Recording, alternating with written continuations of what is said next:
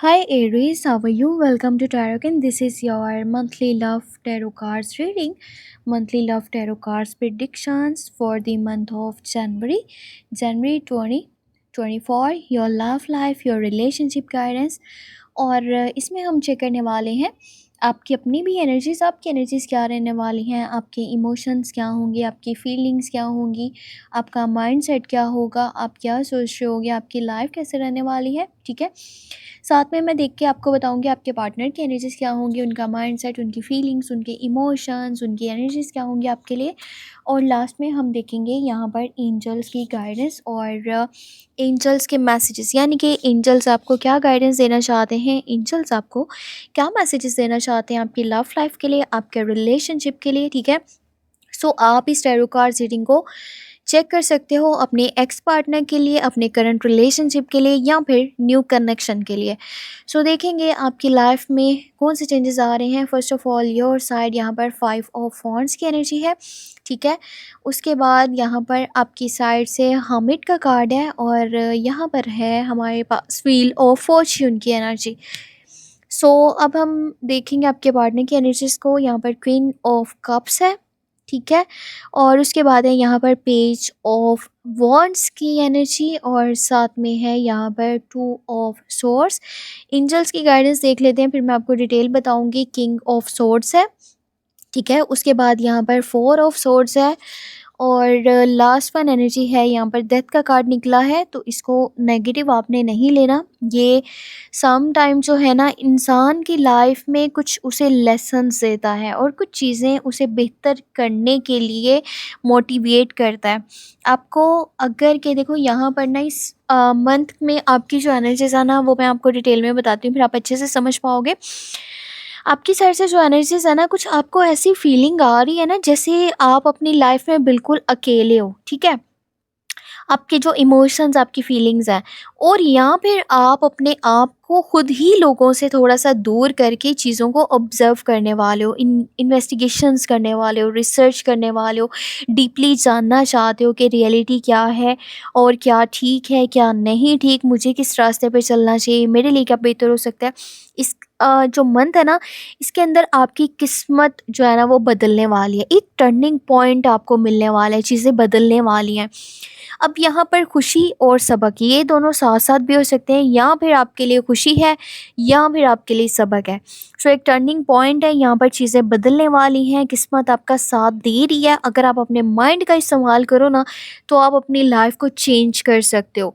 अगर आप उस मौके से ना फ़ायदा उठाना चाहो तो वो फिर आपकी खुद की चॉइस है, वो आपके ऊपर डिपेंड करता है कि आप आगे क्या कर रहे हो और क्या नहीं कर रहे हो, और आप अपनी लाइफ को किस डायरेक्शन में लेकर के जाना चाह रहे हो।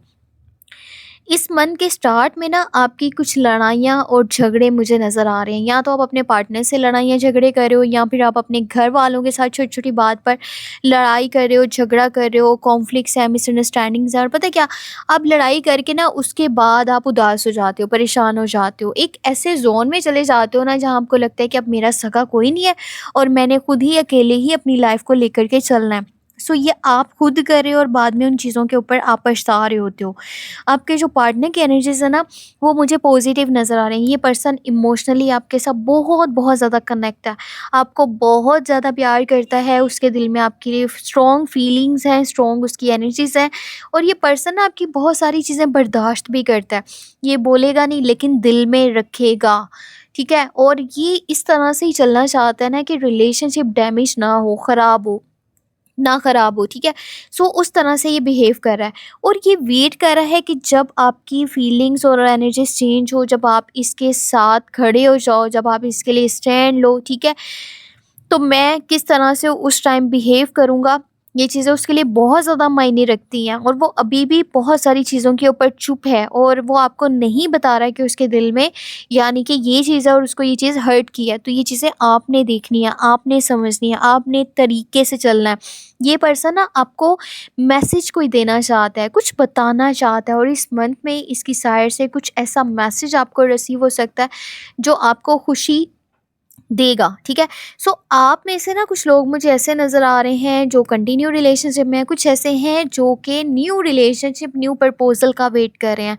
सो जो वेट कर रहे हैं उनके पास new proposal, new option, new relationship का ऑफर आएगा। डिपेंड ऑन यू, आप क्या करने वाले हो और क्या नहीं करने वाले हो। एक प्रपोजल तो इस मंथ में आपके लिए आएगा, पर जो कंटिन्यू रिलेशनशिप में ना, आपको अपने रिलेशनशिप को बहुत ज़्यादा एहतियात से लेकर के चलना पड़ेगा।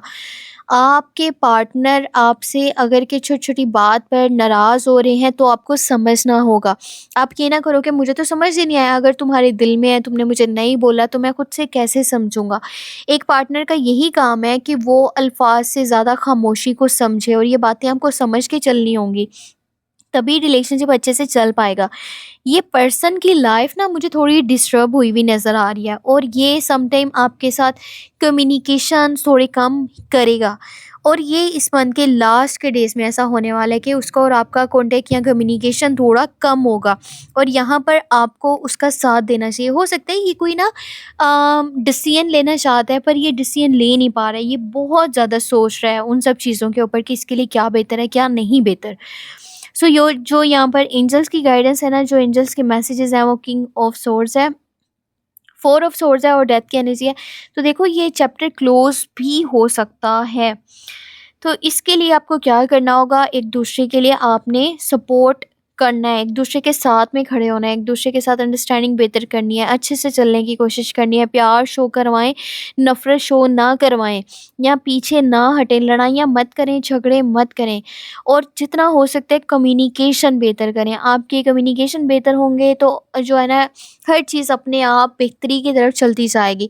अगर आप एक अलग सा एटीट्यूड रख रहे हो, आपका बिहेवियर नहीं ठीक, आप अपने इमोशंस पे, अपनी फीलिंग्स पे कंट्रोल नहीं रख पा रहे हो, आप जो भी दिल में आ रहा है ना आप बोलते चले जा रहे हो, तो इससे चीज़ें जो है ना परेशानी की तरफ जा सकती हैं, या फिर आपका रिलेशनशिप डैमेज हो सकता है, और वो पर्सन जो आपके साथ खड़ा है वो आपके अगेंस्ट आ सकता है।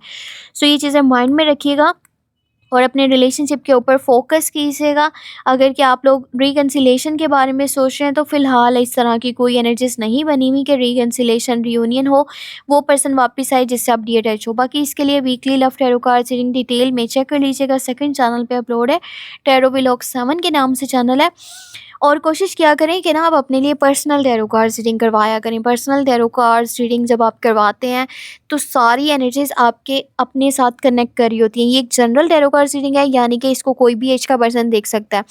पर आप जब अपनी रीडिंग करवाते हो तो उसमें आपको पता चलता है, ज़्यादा बेहतर तरीके से चीज़ें क्लियर हो जाती हैं। तो उसके लिए मेरे व्हाट्सएप का नंबर आपको इसी वीडियो के डिस्क्रिप्शन बॉक्स में और चैनल के अबाउट सेक्शन में मिल जाएगा। बाकी आपने अपना बहुत बहुत बहुत सारा ख्याल रखना है, मुझे अपनी दुआ में लाज़मी याद रखना है, और अगर हो सके तो मेरे दोनों चैनल्स को on social media platforms share कर दीजिएगा, चाहे फेसबुक है, ट्विटर है, इंस्टाग्राम है, टिकटॉक है, व्हाट्सएप है। और अपना बहुत बहुत बहुत सारा ख्याल रखिएगा, मुझे अपनी दुआ में लाज़मी याद